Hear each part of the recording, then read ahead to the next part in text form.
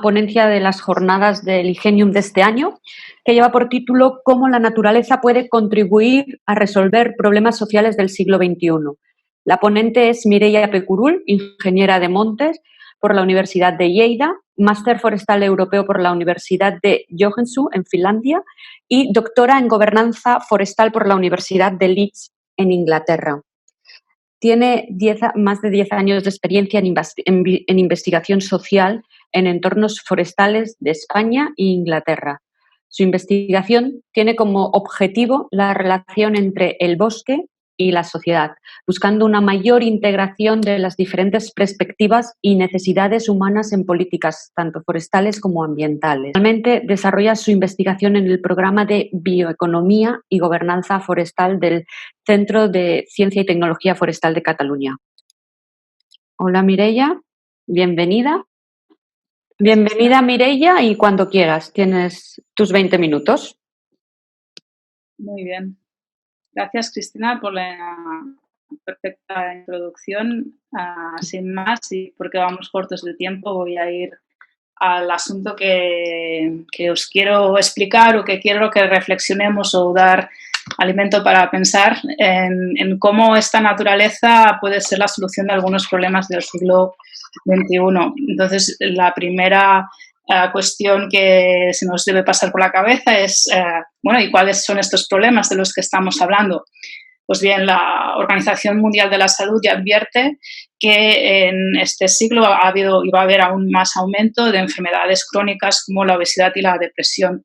Estas enfermedades normalmente se asocian a estilos de vida poco saludables, falta de inactividad física, estrés y otros de estos, factores que precisamente en el contexto de pandemia que estamos viviendo, más que nunca, a lo mejor no lo sabíamos porque no habíamos leído las teorías, pero la primera reacción de la gente, primero el primer efecto de esta soledad y este aislamiento, hemos visto cómo influyen realmente en nuestro estado mental, físico y social, y cómo han sido los grupos vulnerables los que más han sufrido y están sufriendo de esta situación en la que estamos viviendo. En este contexto, ¿qué puede hacer la naturaleza para aliviar todas estas problemáticas asociadas precisamente a la carencia de la conexión? Cabe decir también, para poner cosas en contexto, que el 50% de la población mundial vive en ciudades, donde tienen muchos o hay gente que tiene mucha limitación en este acceso de la naturaleza. Y luego, sí, es bien cierto que hay espacios periurbanos, muchas veces estos también, su propia gestión es problemática por el sobreuso que se hace de diferentes usuarios que quieren combinar diferentes tipos de actividades, y a veces esto genera conflictos, malestar y realmente recursos públicos en mejorar infraestructuras, intentar que todo esto de alguna forma sea posible gestionarlo de la mejor manera posible. Entonces, para ser coherentes con el término, hablamos de soluciones basadas en la naturaleza cuando hacemos una gestión sostenible de este uso de la naturaleza que haga frente a los desafíos socioambientales. Y yo me voy a centrar mucho en salud y bosques por no ampliar, pero esto también podría ser perfectamente aplicable en otros retos como el cambio climático, que también está muy vinculado a la gestión forestal. Creo que dos conceptos básicos para que podamos entender un poquito de lo que hablamos. El primero es la biofilia, ¿no? ¿Por qué es esta desconexión de la naturaleza? ¿Cuál es el principio de detrás?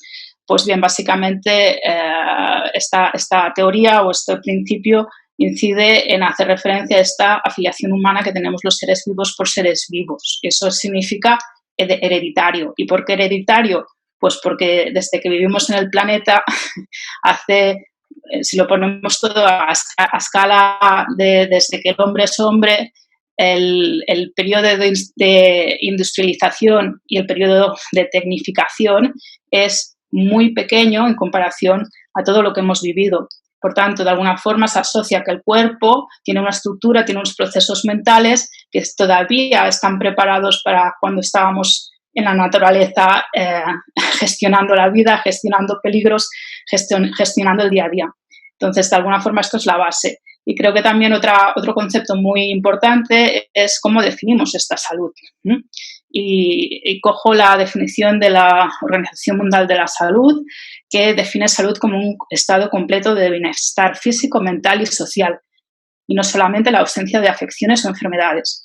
¿Por qué es interesante esta definición? Por muchos motivos. Me quedo con dos. El primero, la multidimensionalidad de la salud. O sea, ella define tres pilares: el físico, el mental y el social. Y segundo, que de alguna forma nos empodera, podemos hacer alguna cosa para incidir en estos tres aspectos. Y ahí es donde interviene la naturaleza. ¿Cuáles son los mecanismos por los cuales la naturaleza puede incidir en estos tres aspectos de la salud?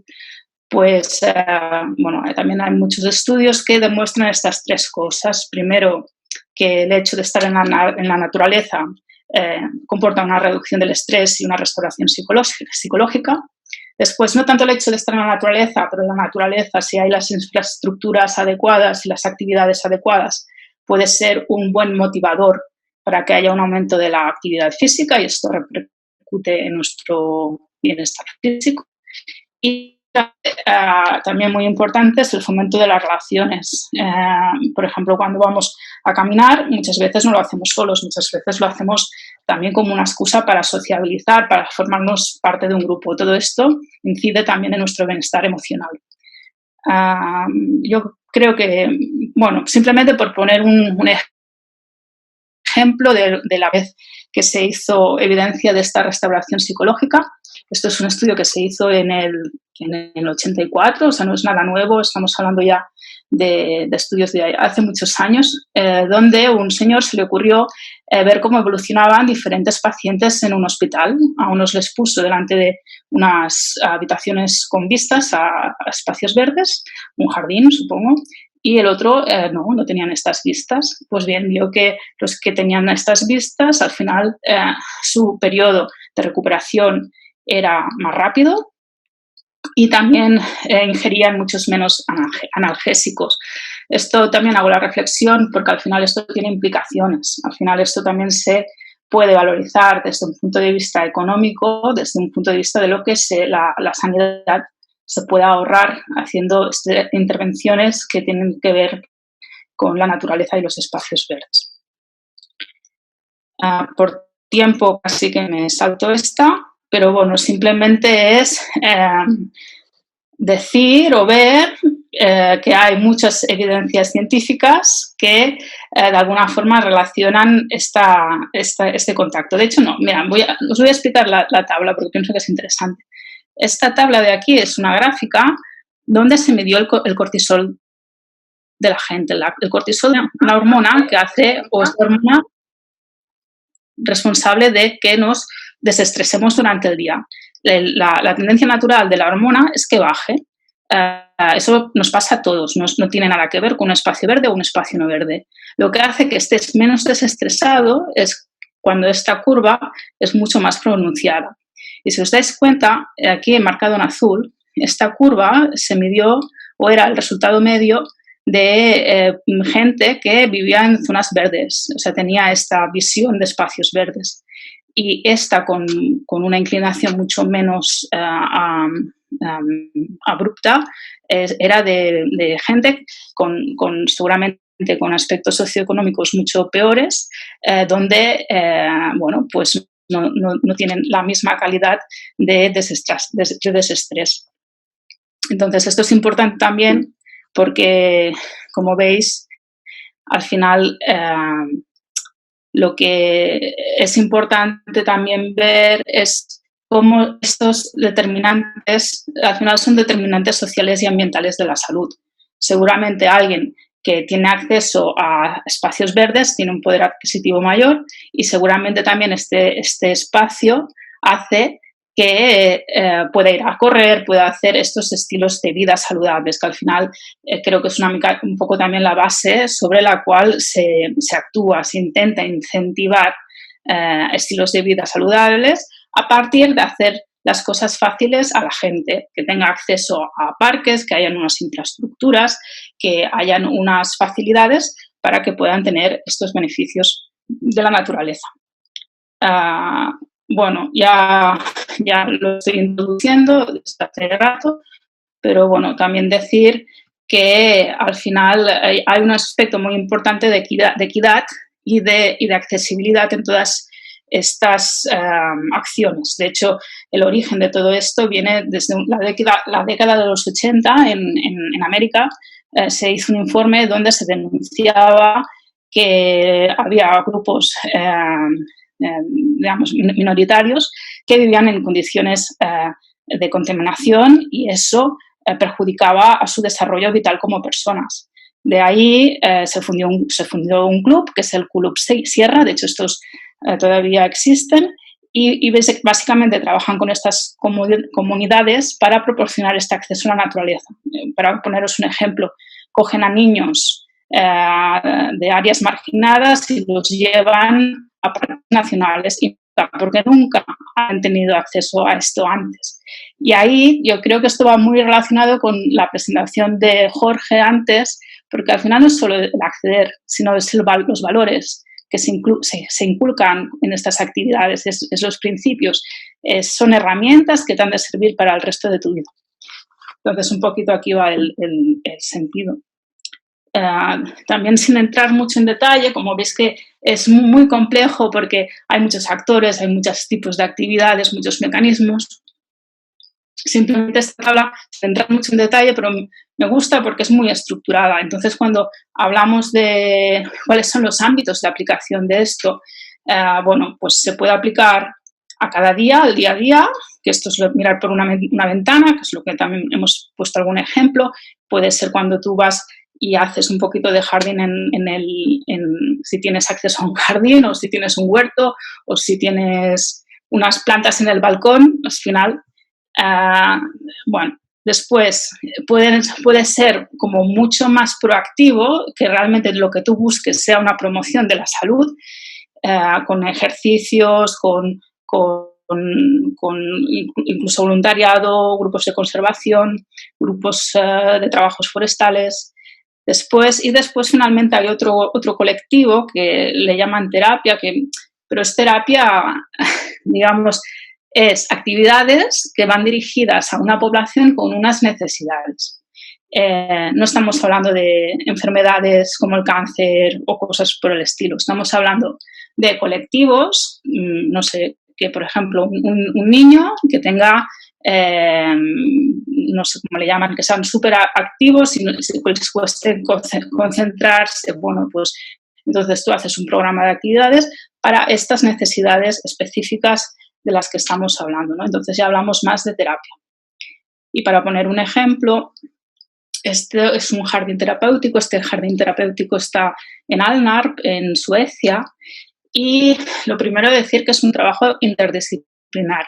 Aquí está trabajando un grupo que tienen 5 formaciones diferentes, desde un arquitecto del paisaje, un terapeuta ocupacional, enfermeros, un médico. Y de lo que se trata dirigen a gente que está quemada en el trabajo y es la propia aseguradora que los dirige a este programa. Entonces ellos están allí el tiempo que ellos consideren o que el grupo les diga que han de estar y a partir de unos ejercicios pues van pasando de estados más de recogimiento a estados más activos donde finalmente se pueden volver a integrar en una actividad normal con interrelación con gente. Bueno, también hacer observación, que es importante, la elección de las plantas. Veis, esta planta de aquí, la de abajo, es así como vellosa, ¿no? Que también favorecen los sentidos y cosas por el estilo. Entonces me diréis, ¿y dónde está el bosque? ¿Dónde está la perspectiva forestal? Y bueno, sé que muchos de vosotros no sois ingenieros de montes, pero bueno, intentaré en mi tiempo reducido y las limitaciones introducir un concepto que se llaman servicios ecosistémicos. ¿Y qué son los servicios ecosistémicos? Pues es todo lo que el medio ambiente, el bosque, nos ofrece. Y eso puede ser desde productos como la madera, la biomasa, las setas, a cosas menos tangibles, más intangibles, que esto ya puede ser que el bosque tiene un impacto en la regulación del clima, en la purificación del agua, del aire. Bien. Y aquí la gracia de esta figura es ver cómo todo esto también influencia otros servicios o otros constituyentes del bienestar. E incluso hay uno específico de salud que hace referencia a esto, al sentirse bien, al tener este acceso a agua y a aire. Yo creo que esta diapositiva es importante desde tres perspectivas o lo que nos hemos de quedar es, desde un punto de vista de ingeniero, cómo entendemos, integramos estos aspectos sociales y valores culturales a la gestión forestal y cómo se combina estos productos forestales tradicionales con estos nuevos servicios que están asociados a otros sectores como el recreo, la salud y el bienestar, pero también el turismo y la educación.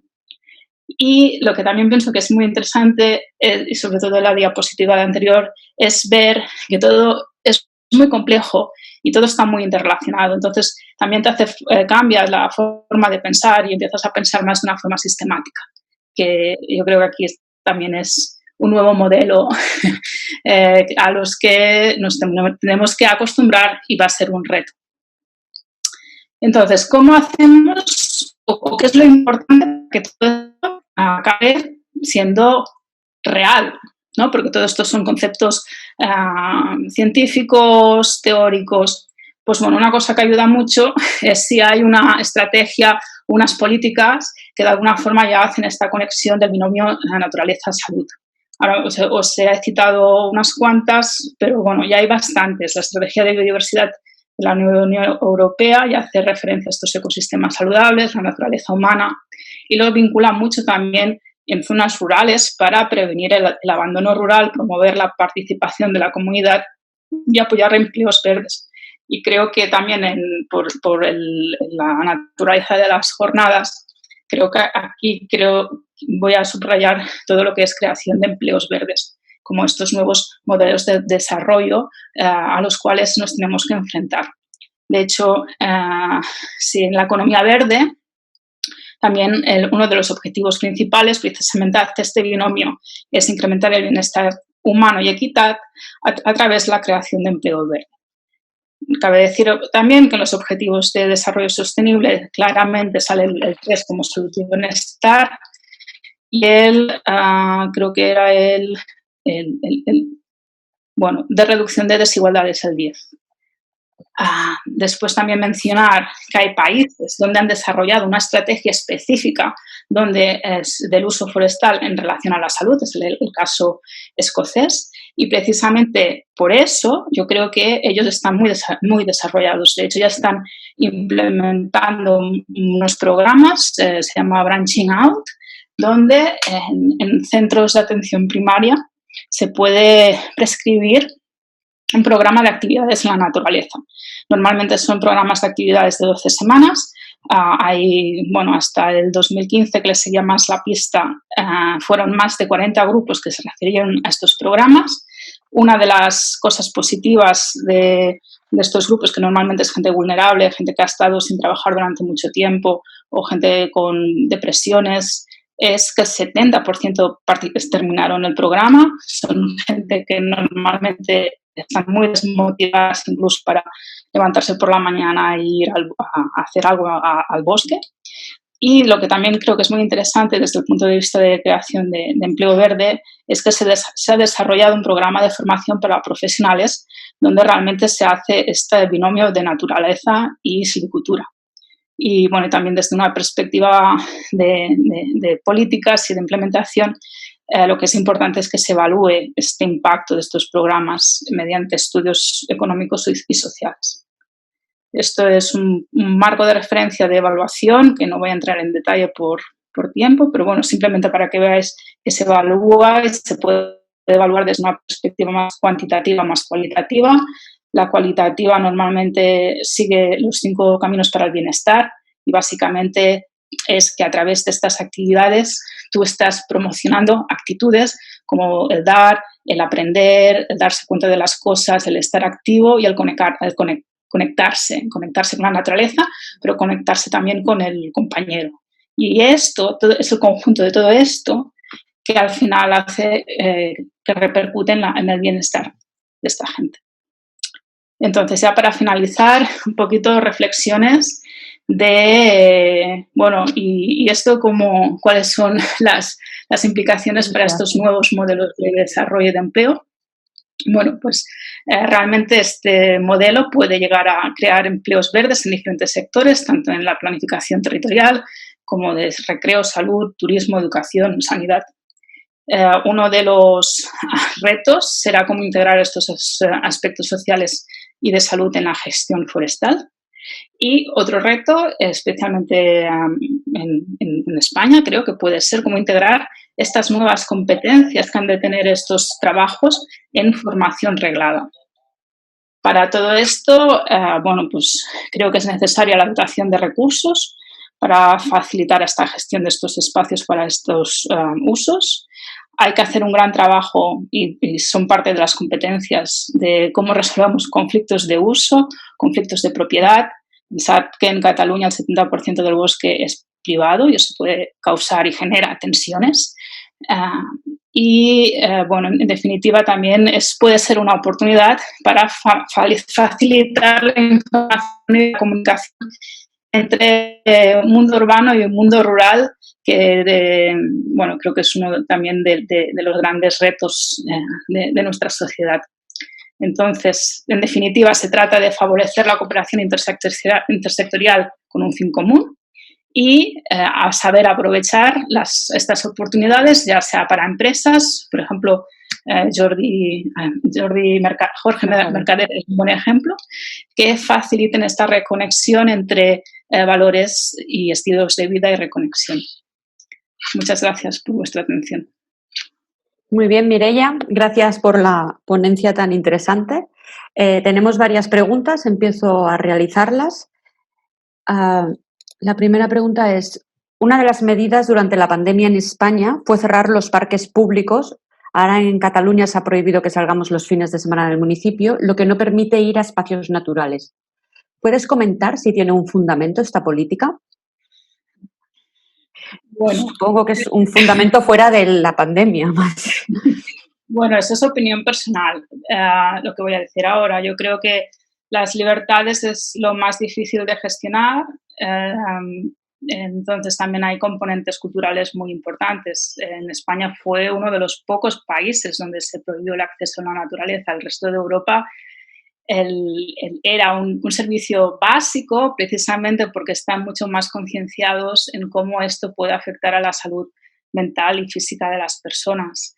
Por tanto, como os digo, yo creo que España es una excepción precisamente porque falta conciencia de esta relación, de este binomio y seguramente por lo que os digo, porque las libertades son muy difíciles de gestionar y entonces si no sabes gestionar, lo más fácil es prohibir. Yeah. Eso es mi opinión. Bueno, otra pregunta es que como has vivido en Finlandia, hay una persona que pregunta, ¿se puede apreciar una diferente valoración de los espacios naturales en los países nórdicos y en un país mediterráneo como el nuestro? Bueno, evidentemente los factores culturales son muy diferentes. Por ejemplo, en Finlandia, por ley, hay el acceso libre a cualquier bosque. O sea, el tema de acceso es un derecho. Tú como ciudadano tienes derecho a pasear por el bosque. Aquí, precisamente en un contexto mediterráneo, el tema de la propiedad, como ya he comentado, es a veces un problema no es un problema, pero puede generar conflictos. debe haber un entendimiento de lo que representa la propiedad, que muchas veces no se tiene por parte de la ciudadana, de la gente que vive en ciudades. Ha de haber un reconocimiento, un respeto, incluso diría una comunicación entre valores del mundo rural y el mundo urbano. O sea, yo creo que es mucho más complejo en un contexto mediterráneo. Otro oyente ha hecho una pregunta que solicita tu opinión sobre los famosos baños de bosque, que están de moda. Bueno, a ver, los baños de bosque yo creo que entrarían en una categoría que sí, evidentemente es una actividad que vincula a la gente con la naturaleza y lo hace promocionando estos aspectos más de restauración y de restauración psicológica. En este sentido es parte de toda esta sección que estamos hablando. También lo que yo he intentado ilustrar es que a lo mejor es un 10% de lo que realmente es este tema. Por tanto, yo creo que ahora mismo se le está dando a lo mejor una relevancia demasiado importante cuando realmente has visto y ves todo lo que el tema da para sí. Y yo creo que a lo mejor lo que sí que tiene un buen papel y un futuro es en esto de creación de empleo verde, y sobre todo vinculado al turismo. Por ejemplo, en Cataluña tenemos una red de senderos, de itinerarios para hacer baños de bosque, y esto ha generado pues que haya gente que se ha formado como guía de bosque, por tanto es una opción laboral que existe. Y sobre todo creo que también se ha vinculado mucho a promocionar un turismo concreto que busca experiencias de desarrollo personal y de bienestar, que es totalmente legítimo. Otras cosas es que después mires la parte de la equidad y el acceso y quién puede acceder a estos baños de bosque y quién no.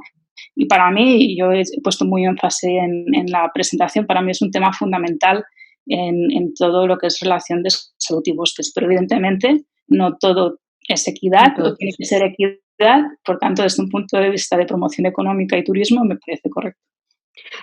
Y entramos una última pregunta. ¿Con estas intervenciones de promoción de la salud se pueden integrar en las políticas actuales de salud que hay? Bueno, yo creo que sí se puede, lo que pasa que también has de saber dónde. Entonces, yo creo que el canal natural para integrar todo esto es a través de los centros de atención primaria y la salud pública comunitaria. ¿Por qué? Pues porque precisamente es el sector médico que tiene este enfoque más de los determinantes sociales y ambientales de la salud, que es lo que también he insistido en determinar, y porque de alguna forma lo que están haciendo es prevención de enfermedad. O sea, lo que están haciendo es incidir en estos factores de riesgo como la obesidad o la depresión, y en esto está totalmente alineado en lo que de alguna forma estas actividades en entornos forestales o espacios verdes se puede ofrecer. Entonces, ¿cómo hacerlo? Yo no creo que las cosas tengan que ser impuestas. Yo creo que es cuestión de integrar o intentar integrar al sector sanitario en la formación y también en la definición de estas actividades para que sean y se sientan parte de ello. También ser muy realista, que la intención no es darles más faena de la que tienen y sobre todo en este momento que estamos viviendo es como lo que estoy, o sea, hay prioridades.